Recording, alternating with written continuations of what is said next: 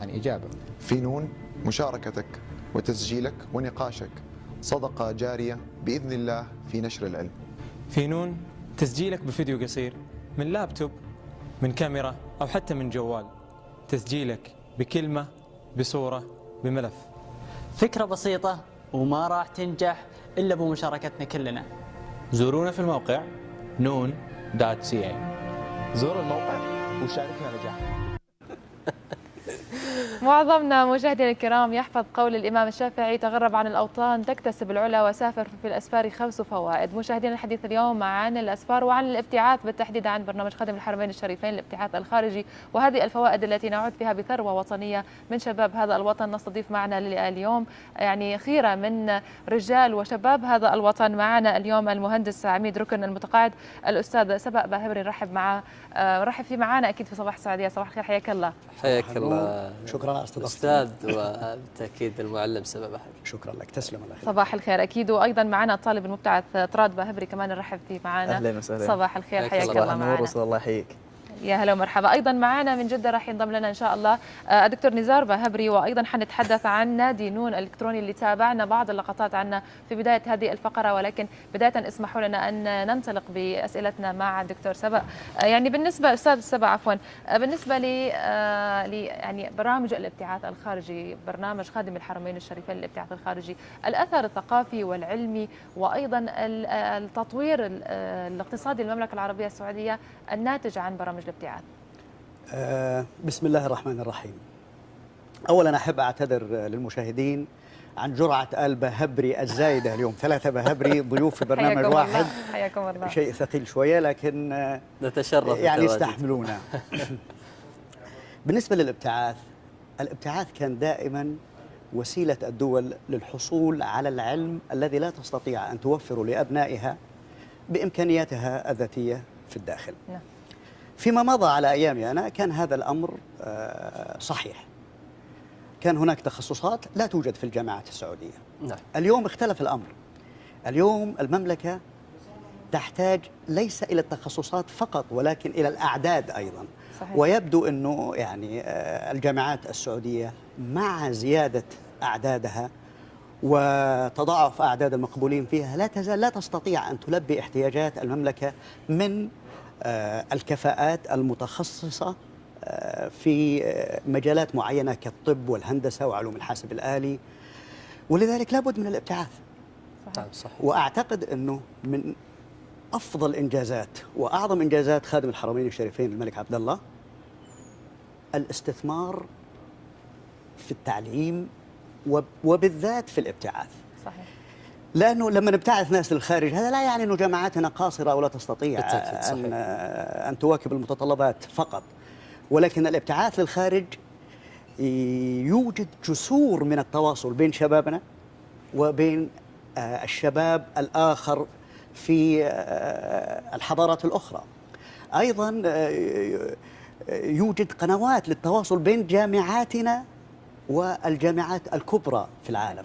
فالابتعاث ضرورة، وإذا توفرت الإمكانيات المادية فليس أفضل من التوسع في الابتعاث بالتأكيد، خصوصا في المجالات التي تحتاجها المملكة للنهوض بالخدمات الأساسية زي الطب، البناء،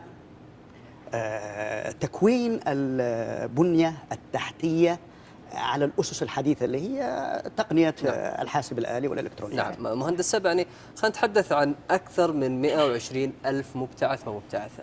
يعني إيش المردود إن شاء الله في المستقبل والحصيلة العلمية والعملية والنهضة الكبيرة التي بإذن الله نتمنى لهذا الوطن؟ والله شوف، أنت لما تقرأ الإحصائيات تجد أنه في المملكة أكثر من 600 أو 700 ألف وافد من ذوي الكفاءات العالية في الطب وفي الهندسة وفي علوم الحاسب الآلي وأيضا في التخصصات الكيميائية. يعني المملكة العربية السعودية من أبرز الدول المنتجة للصناعات أو لمنتجات الصناعة الكيماوية. ولله. ونحن نحتاج إلى كل سنة مع هذا التوسع الذي يحدث في المصانع إلى 5 أو 10 آلاف متخصص في هذه الأمور. صحيح.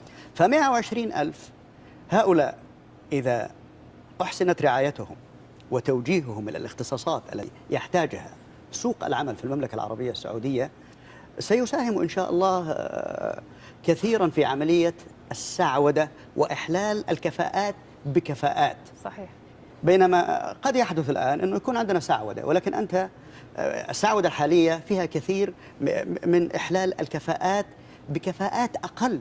صحيح. فقط لأنه سعودي يجب أن نعطيه الفرصة، وهذا صحيح. حقه. صحيح. نعم. ولكن بعد فترة لما يجيك سعودي متخرج بكفاءة عالية من جامعات كبيرة سيكون الإحلال إحلال مجدي ومفيد. صحيح، ومفخرة لهذه المنشأة أيضا أنها تضم مثل هذا الشاب المتعلم، وسبب في رقي بالتأكيد. مجالات العمل. بالتأكيد. أيضا يعني اسمح لنا أستاذ سبا، حابين أيضا يعني نتعرف أكثر على الشباب المبتعث، هذه الطاقات الشبابية ما شاء الله اللي أيضا صار لكم توجهات فيما يخص المجتمع برسائل معينة تطلقوها. أبغى في البداية أتعرف على واقع الشاب المبتعث، كيف بتوصف لنا واقع الشباب وأيضا واندفاعه وحماسته لإنهاء الدراسة والعودة أيضا لخدمة الوطن؟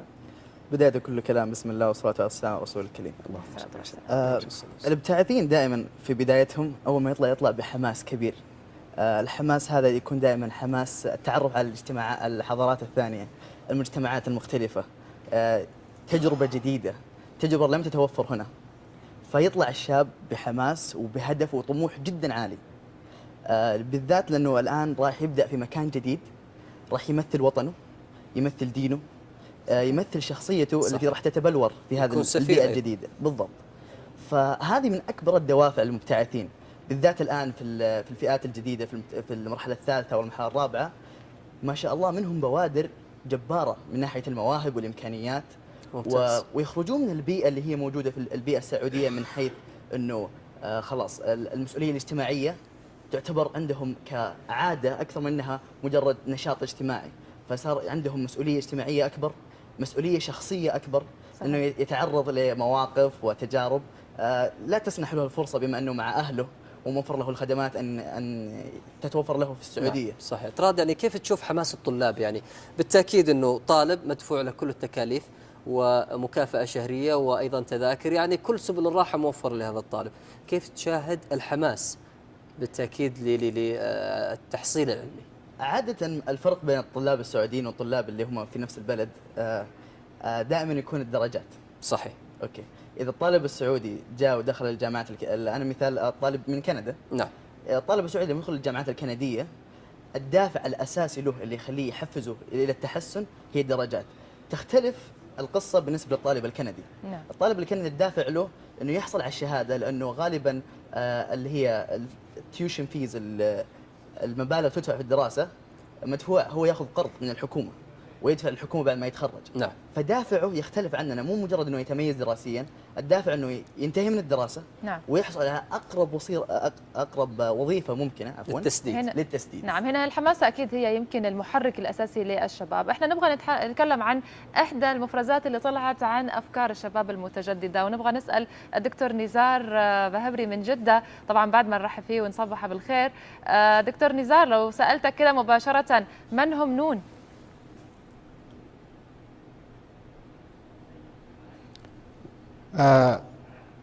بسم الله الرحمن الرحيم والصلاة والسلام على رسول الله. طبعا أصبح عليكم وأصبح على الأخ فيصل والأخت بنان، وأسلم على أولاد عمي كمان. وسألتيني سؤال ممتاز، من هم نون؟ نون هم كل الشباب السعودي المتعلم اللي هم مليان طموح، مليان أحلام، نجحوا وبيشاركوا بنجاحهم الأشخاص اللي بيستعدوا لخوض مرحلة النجاح إن شاء الله في الابتعاث الخارجي أو في التعليم العالي داخل المملكة. نعم. دكتور نزار، كيف شفت حماس الطلاب يعني كما ذكرنا الطراد، يعني وكيف لاحظت إن شاء الله التخصصات الطبية؟ يعني في بعض الطلاب ممكن لا يتسنى له الفرصة للدخول في الجامعات السعودية، فيحاول جاهدا الدخول والانخراط في الجامعات العالمية. كيف شفت الحماس وكيف شفت تقبل الطلاب السعوديين لمجال الطب؟ أنا أعتقد أنه الحماس وحب العلم والنشاط اللي موجود في الشباب السعوديين في جميع التخصصات عظيم وهائل. الحقيقة على مدى السنين اللي فاتت، طبعا إحنا نعرف أن المبتعثين من الأطباء موجودين من أكثر من 20 سنة. صحيح. أكثر من 25 سنة، وحقق نجاحات كبيرة. أظن أن مستوى الطب في المملكة كله مبني بفضل من الله على الابتعاث الأول ثم النجاح في الجامعات السعودية المتواجدة الآن.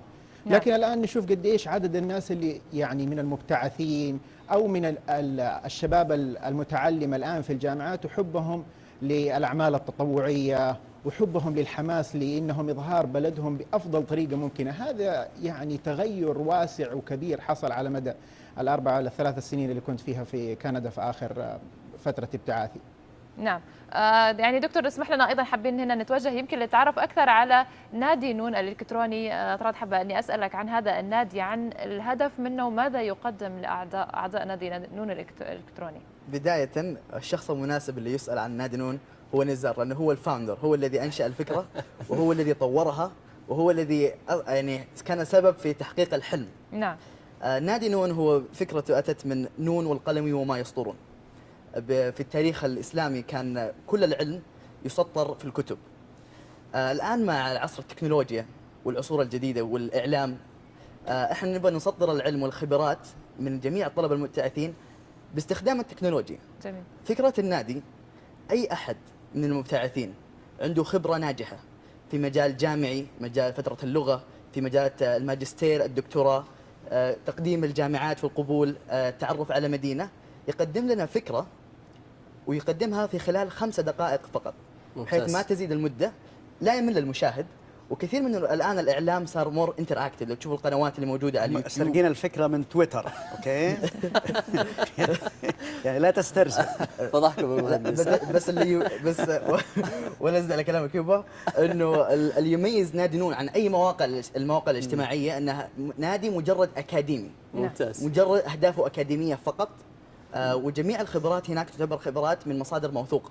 يعني احنا كثير من الشباب لما يطلعوا يسافروا برا يعتمد على ناس ذو تجارب، لكن قد التجارب هذه ما تكون شخصية أكثر منها عامة تنفع يعني الجميع. الجميل طراد انكم ما نسيتوا يعني فضل هذا البلد وفضل بالتاكيد سيدي خادم الحرمين الشريفين. من ينسى فضل هذا البلد إنسان جاحد بالتاكيد لا يستحق الحياة. بالتاكيد. لأنه الحمد لله نحن نعيش في بلد وفر لنا الأمن والاطمئنان وفرص الكسب الشريف، وأيضا فتح أمام جميع المجالات لمن يحب أن يعمل وينتج ويتفاعل. بالتأكيد. ورد الجميل أيضا من طراد وزملائه أيضا مهندس سبل.